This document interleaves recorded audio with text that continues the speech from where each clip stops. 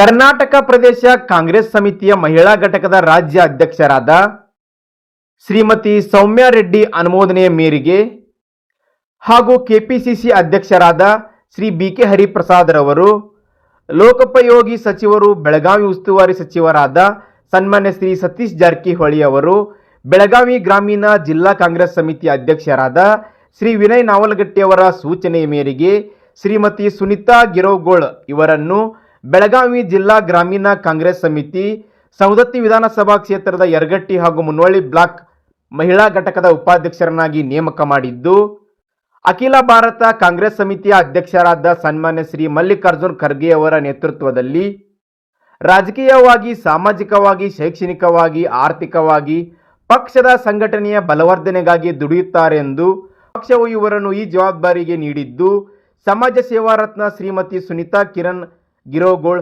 ಯರಗಟ್ಟಿ ಹಾಗೂ ಮುನ್ನೋಳಿ ಬ್ಲಾಕ್ ಕಾಂಗ್ರೆಸ್ ಮಹಿಳಾ ಉಪಾಧ್ಯಕ್ಷರು ಇಂದು ನಮ್ಮ ವಾಹಿನಿಯೊಂದಿಗೆ ವಿಶೇಷವಾಗಿ ಮಾತನಾಡಿದರು.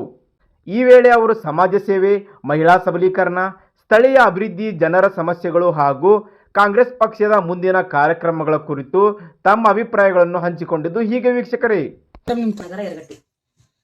ಮೇಡಮ್ ನಿಮ್ಮ ಬಾಲ್ಯ ಜೀವನ ಹೇಗಿತ್ತು ರೀ?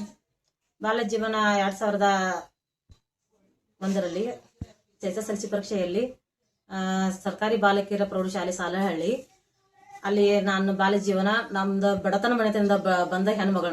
ನಮ್ಮ ತಂದೆ ತಾಯಿ ಅವರು ನಮ್ಮನ್ನ ಶಾಲೆ ಕಲಿಸಗೋಸ್ಕರ ಎಷ್ಟೋ ದಿವಸ ಅವರು ನಮ್ಮನ್ನು ಬಿಟ್ಟು ಬೇರೆ ಊರುಗಳಿಂದ ಹೋಗಿ ಅವ್ರು ದುಡ್ಕೊಂಡ್ ಬಂದು ನಮಗ ಎಜುಕೇಶನ್ ಕಲಿಲಿಕ್ಕೆ ಅವ್ರು ಹೆಲ್ಪ್ ಮಾಡಿದ್ರು. ಅವರ ದುಡಿಮೆಯಿಂದ ಅವರ ಕಲಿಸಿದ ಪರಿಶ್ರಮದಿಂದ ನಾವು SSLC ಪರೀಕ್ಷೆಯಲ್ಲಿ ಸುಮಾರು 78.88% ಮಾಡಿ ರಾಮದುರ್ಗ ತಾಲೂಕಿಗೆ ಪ್ರಥಮ ಸ್ಥಾನ ಗಳಿಸಿದ್ದೇನೆ. ನಮ್ದು ಎಂಗೇಜ್ಮೆಂಟ್ ಆಯ್ತು. ಎಂಗೇಜ್ಮೆಂಟ್ ಆದ ತಕ್ಷಣ ಮನೆಯಲ್ಲಿ ಬಡತನ ಕಾರಣದಿಂದ ನಮ್ಮ ತಂದೆ ತಾಯಿಯವರು ಎಜುಕೇಶನ್ ಬೇಡ, ಮದುವೆ ಮಾಡಿಕೊಡಲು ನಿರ್ಧರಿಸಿದ್ರು. ಅವಾಗ ನಮ್ಮ ಮನೆಯವರ ಪ್ರೋತ್ಸಾಹದಿಂದ ನಮ್ಮ ಅತ್ತೆಯಾರಾಗ್ಲಿ, ನಮ್ಮ ಮಾಮರಾಗ್ಲಿ ನನಗೆ ಇನ್ನೂ 2 ವರ್ಷ ಇಲ್ಲ, ಚಲೋ ಮಾಡಿದ ಪರ್ಸೆಂಟೇಜ್ ಹಾಕಿ ಶಾಲೆ ಕಲೀಲಿ, ನಾವು ಕಲಿಯಕ ಆಕಿಗೆ ಅನುಮತಿ ಕೊಡ್ತೀವಿ ಅಂತೇಳಿ ಅವರೇ ಇದನ್ನ ಮಾಡಿ, ಸ್ವತಃ ಇದನ್ನ ಮಾಡಿ ಕಾಲೇಜಿಗೆ ಅಡ್ಮಿಷನ್ ಮಾಡಿ ನನ್ನ ಕಲಿಯಕ್ಕೆ ಕಾರಣವಾಯಿತು. ಅವರಿಗೆ ನಾನು ಈ ಕ್ಷಣದಲ್ಲಿ ಅವರಿಗೆ ತುಂಬಾ ಧನ್ಯವಾದಗಳನ್ನು ಹೇಳಲು ಇಷ್ಟಪಡ್ತೇನೆ. ಮೇಡಮ್ ನೀವು ಶ್ರಮ ವಹಿಸಕ್ಕೆ ನಿಮ್ಮ ಯಜಮಾನ್ರ ಪಾತ್ರನು ಬಹಳ ಇದೆ ಅನ್ಸತ್ರಿ ಮೇಡಮ್. ಸಮಾಜ ಸೇವೆ ಮಾಡಲು ಪ್ರೇರಣೆ ಯಾರಿ ಮೇಡಮ್ ನಿಮ್ಗೆ? ನಾನು ಬಾಲ್ಯದಲ್ಲಿ ಮದುವೆ ಆಗಿ ಸೆಕೆಂಡ್ PUC ಮುಗಿದ ಮದುವೆ ಆದ ತಕ್ಷಣ ನಮ್ಮ ಮೊದಲನೇದಾಗಿ ಕೊಲ್ಲಾಪುರ ಇದಕ್ಕೆ ನಮ್ಮ ದುಡಿಮೆಗಾಗಿ ಅಲ್ಲಿ ಇದ್ರು. ಅಲ್ಲಿಂದ ನಾವು ಮಕ್ಕಳ ಎಜುಕೇಶನ್ಗಾಗಿ ಮರಾಠಿ ಸ್ಕೂಲ್ ಬೇಡ ಅಂತೇಳಿ, ಎಜುಕೇಶನ್ ಸರಿ ಇಲ್ಲ ಅಂತೇಳಿ ಮಕ್ಕಳ ವಿದ್ಯಾಭ್ಯಾಸಕ್ಕಾಗಿ ಯರಗಟ್ಟಿ ಊರಿಗೆ ಬಂದು ಉಳಿದಾಗ ಇಲ್ಲಿ ಅವಾಗಿನ ಪರಿಸ್ಥಿತಿಯಲ್ಲಿ ನಮ್ಮ ಮನೆಯವರಿಗೆ ಕನ್ನಡ ಬರ್ತಿರ್ಲಿಲ್ಲ. ಮರಾಠಿಯಿಂದ ಅವರಿಗೆ ಸ್ವಲ್ಪ ಇಲ್ಲಿ ಕೆಲಸ ಮಾಡಕ್ಕೆ ಅನುಕೂಲ ಆಗ್ಲಿದ ಕಾರಣಕ್ಕಾಗಿ ಅವಾಗ ನಮ್ಮ ಅತ್ತೆ ಆಗ್ಲಿ ಮಾವ ಆಗ್ಲಿ ನನಗೆ ಬಹಳ ಪ್ರೋತ್ಸಾಹ ಕೊಟ್ರು. ನೀ ಏನಾರ ಕಲಿತೀವ, ಏನಾರ ಒಂದು ಕೆಲಸ ಮಾಡಬಹುದಲ್ಲ ಅಂತ ನನಗೆ ಪ್ರೋತ್ಸಾಹ ನೀಡಿದಾಗ ನಾವಾಗ 6 ತಿಂಗಳ ಮಗುನ ಬಿಟ್ಟು ಧರ್ಮಸ್ಥಳ ಸೇವಾ ಸಂಘ ಗ್ರಾಮಾಭಿವೃದ್ಧಿ ಸಂಸ್ಥೆಯಲ್ಲಿ ನಾನು ಕೆಲಸ ಮಾಡಲು ಇಷ್ಟಪಟ್ಟೆ. ಅವಾಗಿನ ಕಾರಣದಲ್ಲಿ ಅವಾಗ ಮತ್ತೆ NPGL ಅಂತ ಹೇಳಿ ಕನ್ನಡ ಶಾಲೆಯಲ್ಲಿ ಶಾಲೆ ಬಿಟ್ಟ ಹೆಣ್ಣು ಮಕ್ಕಳು, ಹೊರಗುಳಿದ ಹೆಣ್ಣು ಮಕ್ಕಳನ್ನ ಅವ್ರನ್ನ ಮನದುಂಬಿಸಿ ಅವ್ರಿಗೆ ಪ್ರೋತ್ಸಾಹಿಸಿ ಅವ್ರ ಮಕ್ಕಳನ್ನ ಮತ್ತೆ ಶಾಲೆ ಬಿಟ್ಟಂತ ಹೆಣ್ಣು ಮಕ್ಕಳು ಎಷ್ಟೋ ಜನ ಬಾಂಡೆ ತಿಕ್ಕೋದು, ಹೊಲಗಡೆ ಕೆಲಸ ಮಾಡಕ ಹೋಗುವಂತ ಕಾರಣದಲ್ಲಿ ಅವ್ರನ್ನ ಮರಳಿ ಶಾಲೆಗೆ ತಂದು ಇವಾಗ ಅವ್ರನ್ನ ಶಾಲೆ ಕಲಿಸಿ ಅವ್ರು ಒಬ್ಬೊಬ್ರು ಇವಾಗ ಟೀಚರ್ ಆಗಿದ್ದಾರೆ. ಇವಾಗ ನನಗೆ ಎಲ್ಲೋ ನೋಡಿದ್ರೆ ಮೇಡಮ್ ನಿಮ್ಮಿಂದ ನಾನು ಶಾಲೆ ಕಲಿತೀನಿ, ಇವಾಗ ನಾನು ಟೀಚರ್ ಆಗಿದ್ದೇನೆ ಅಂತ ಹೇಳ್ತಾ ಇದ್ರೆ ಅವ್ರಿಗೆ ನಾನು ಬಹಳ ಹೆಮ್ಮೆಯಿಂದ ಇದನ್ನು ಹೇಳ್ಕೊಳಕ್ ಇಷ್ಟಪಡ್ತಿದ್ದೀನಿ.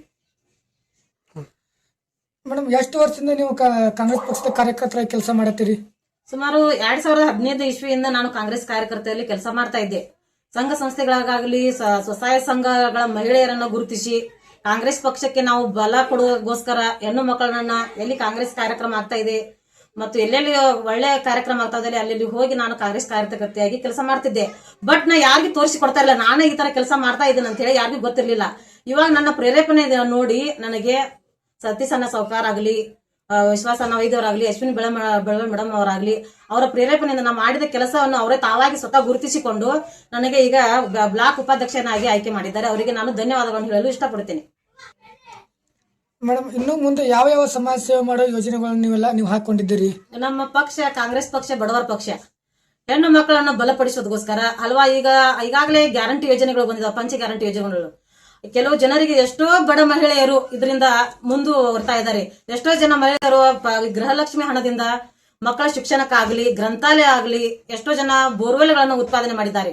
ಅದರಿಂದ ಈಗ ಯಾವಾಗ ಹಿಂಗ ಮುಂದೆ ಈ ತರ ಪ್ರೇರಣೆ ಆಗ್ತಾ ಇದೆಯಲ್ಲ, ಈ ಗ್ಯಾರಂಟಿ ಯೋಜನೆಗಳು ಇನ್ನೂ ಮುಂದುವರಿಯಲಿ, ನಮ್ಮ ಕಾಂಗ್ರೆಸ್ ಪಕ್ಷ ಇನ್ನೂ ಹೆಚ್ಚಿನ ಮಟ್ಟದಲ್ಲಿ ಮುಂದುವರಿಯಲಿ ಅಂತೇಳಿ ನಾನು ಸಂಘವನ್ನು, ಈ ಕಾಂಗ್ರೆಸ್ ಪಕ್ಷ ಇನ್ನೂ ಹೆಚ್ಚು ಬಲಪಡಿಸಲು ನಾನು ಸಾಮಾಜಿಕ ಸೇವೆಯಲ್ಲಿ ಬಲಪಡಿಸ್ಕೊತಾ ಇದ್ದೇನೆ.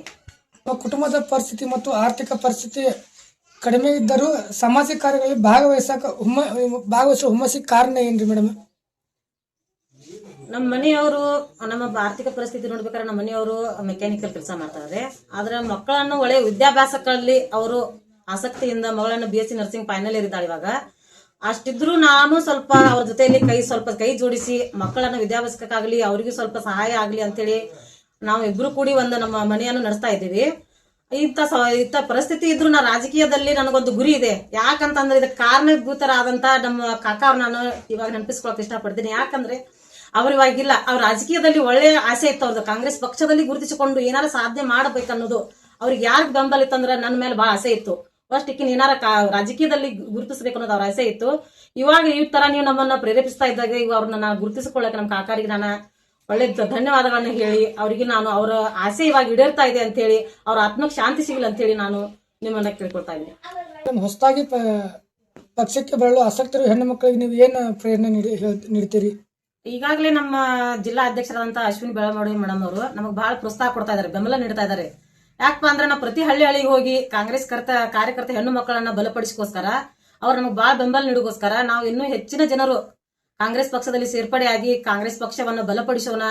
ಯಾರ್ಯಾರು ಕಾಂಗ್ರೆಸ್ ಪಕ್ಷಕ್ಕೆ ಇಷ್ಟಪಡೋರಿದ್ರಿ ಈಗ ಬಂದು ನೀವು ಎಲ್ಲರೂ ಸೇರಿ ಎಲ್ಲರೂ ಕೂಡಿ ಬಲಪಡಿಸಿ ನಮ್ಮ ಸತೀಶ್ ಅಣ್ಣ ಜಾರಕಿಹೊಳಿ ಅವರಾಗ್ಲಿ, ವಿಶ್ವಾಸ ಅಣ್ಣರಾಗ್ಲಿ, ಅಶ್ವಿನಿ ಬೆಳವಡಿ ಮೇಡಮ್ನವರಾಗ್ಲಿ ಅವ್ರನ್ನ ಇನ್ನೂ ಹೆಚ್ಚಿನ ರೀತಿಯಲ್ಲಿ ನಾವೆಲ್ಲರೂ ಕೈ ಜೋಡಿಸಿ ಅವರನ್ನು ಬಲಪಡಿಸಿ ಅವರನ್ನು ಮುಂದಗೋಸ್ಕರ ನಾವು ಪ್ರಯತ್ನ ಪಡ್ಬೇಕಂತ ಹೇಳಿ ನನ್ನ ಆಸೆ.